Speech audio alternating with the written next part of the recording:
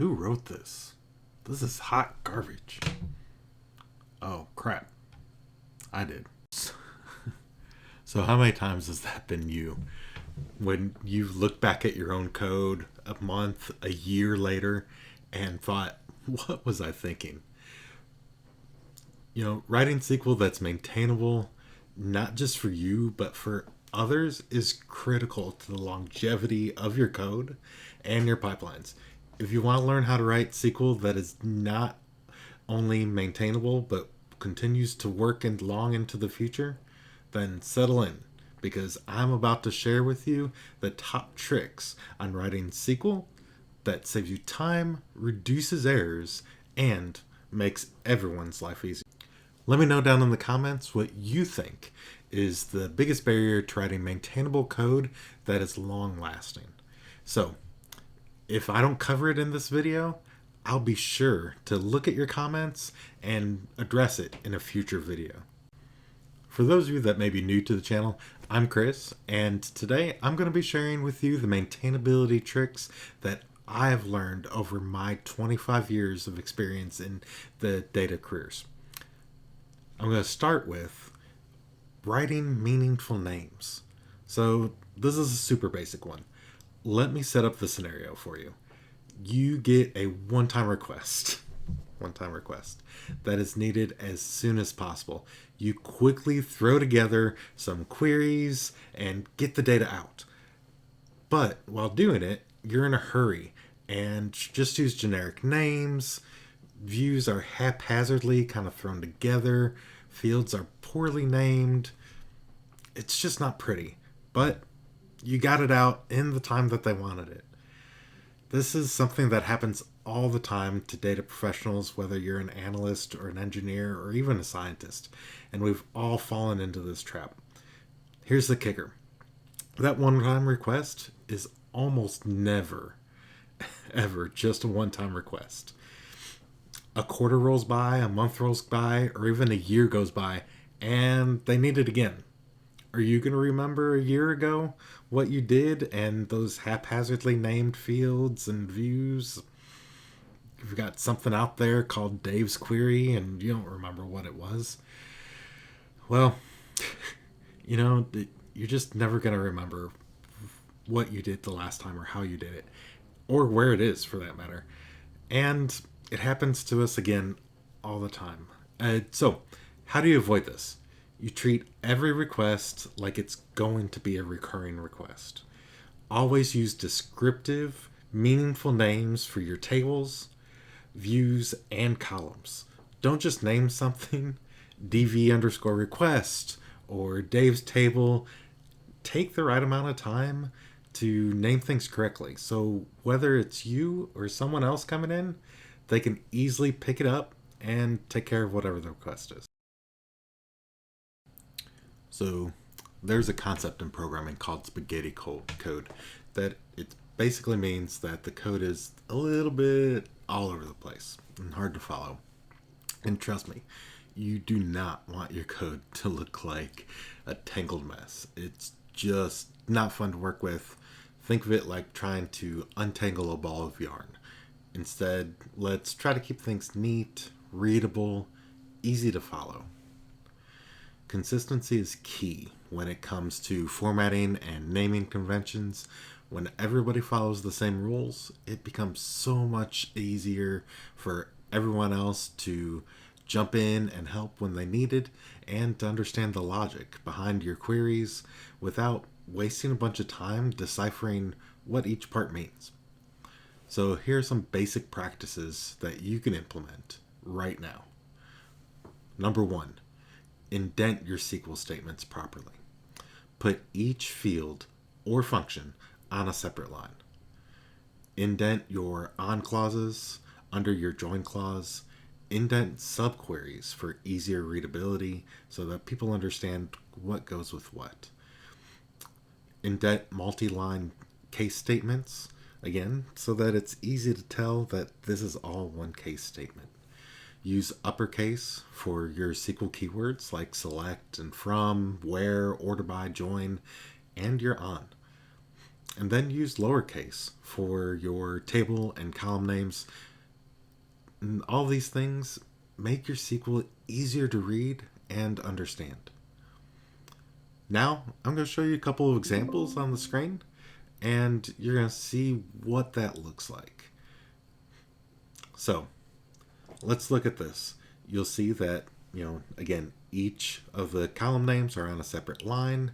The on is indented so that you could easily tell that that's which join it goes with. And then your where, your order by, your SQL keywords are capitalized with everything else being lowercase. So it makes things much easier to read. In comparison, sometimes this is what you see. And it's harder to read, not nearly as clear cut, and not nearly as easy to follow. So imagine with just this simple query how much easier it is to read in comparison to some of the complex ones that you see out there. The difference really is night and day, and ensuring that consistency in your formatting and in your practices will go a long way in laying the groundwork for high quality and maintainable code that's easy to read, easy to debug, and easy to scale. So if you're interested in more detailed guidelines on SQL standards, feel free to check out the standards video that I did a couple weeks ago, along with the SQL standards template. I'm sorry, your data standards template that's available on the website. So I've also, again, done that video, so be sure to go check it out. Next, we're going to talk about hard coding. Hard coding is one of my personal pet peeves. I once took over a ETL process that had 4,000 lines in it, and it was full of hard-coded business logic, and it made it incredibly difficult anytime I needed to make any changes. And to make things worse, I inherited that script from somebody that had inherited it from somebody that had inherited it. So it had long since been a time when the person that originally wrote that and knew why things were done was there. And so it was just incredibly hard to maintain, incredibly hard to update when changes needed to be made. Hard coding is just a bad practice. So hard coding values like date ranges and where clauses is definitely never a good idea. It makes things very static and not very portable or dynamic. So keep those things in mind when you're writing your SQL code. Hard coding those date values like that, or creating business logic directly in your queries is just not maintainable and not as clear as creating variables and table-driven parameters. Using variables and table-driven parameters really make your processes and views more dynamic, flexible, and most importantly, future-proof. Next, we're going to be talking about documentation and the importance of it.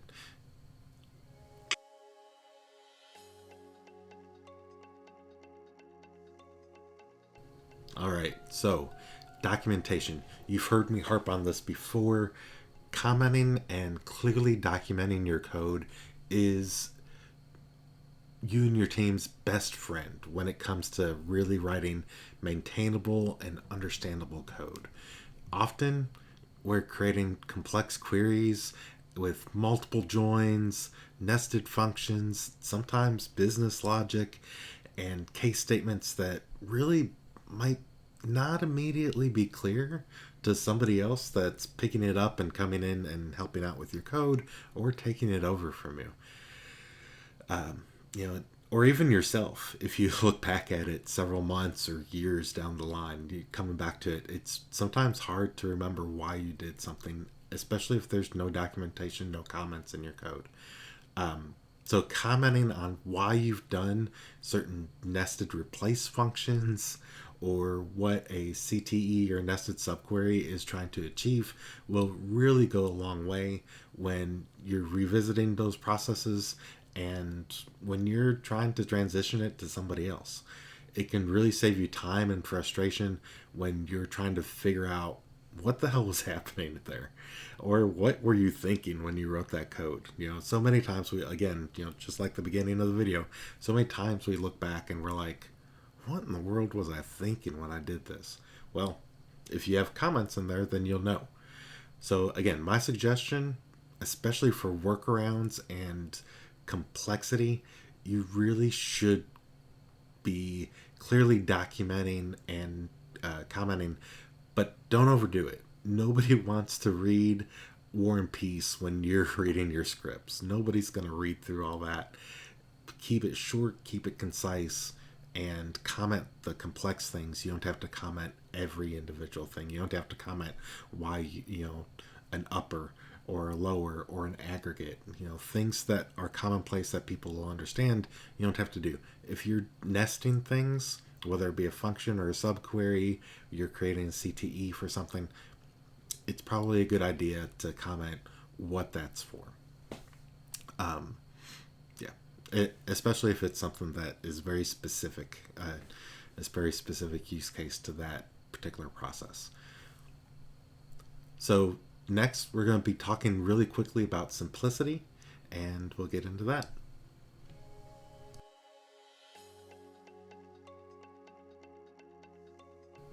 Okay, so simplicity. One of my soapboxes is complexity for complexity's sake. It's just not a good idea. There's a business principle that really sums this up pretty elegantly, and it's called KISS. So KISS stands for Keep It Simple, Stupid.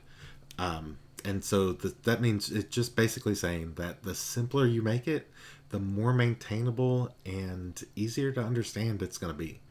When writing SQL and you're breaking up your queries into smaller, manageable pieces, it really goes a long way in that maintainability and that portability of your code if you transition from one database system to another. Creating CTEs when appropriate, or subqueries to make your code easier to follow. But keep in mind, too many joins and multiple nested subqueries really make your queries so much more complicated than they probably need to be. If not, sometimes impossible to debug and maintain down the road. So, for example, instead of writing a massive all-in-one query, something like this, consider breaking it up a little bit and breaking it up into parts and using a CTE more like this. This way, your logic is separated into steps, making the query easier to read, debug, and extend into the future. Remember, the simpler you keep things, the easier it is for someone else to come in and pick it up and take it and make it their own, and maintain it as they go forward. And let's be honest, nobody wants to dig through a mess of convoluted SQL just to figure out what went wrong. So we're going to wrap it up here in a second, but thank you so much for listening. Let me know down in the comments what's resonated with you throughout this. What are some of your pet peeves that you've seen that maybe make things harder to maintain as things move forward? All right, so what do you think, again, is the most important part of writing maintainable, easy to understand SQL? Let me know down in the comments. Today, we covered that writing maintainable SQL code involves being consistent, using meaningful, non-abbreviated names, avoiding hard coding. Please avoid hard coding. Documenting your code, and finally, keeping things simple. Sticking to these recommendations will really set you, your team, and your predecessors up for success. Don't forget about our live sessions on Friday nights at 10 p.m. Eastern, where I host a mostly open forum for any of your data engineering questions that may come up through the week. Happy to answer those at 10 p.m. on Friday nights. If this video was helpful, be sure to like and subscribe and hit that bell icon for more data engineering tips and best practices. And thanks for watching, and I will see you next time.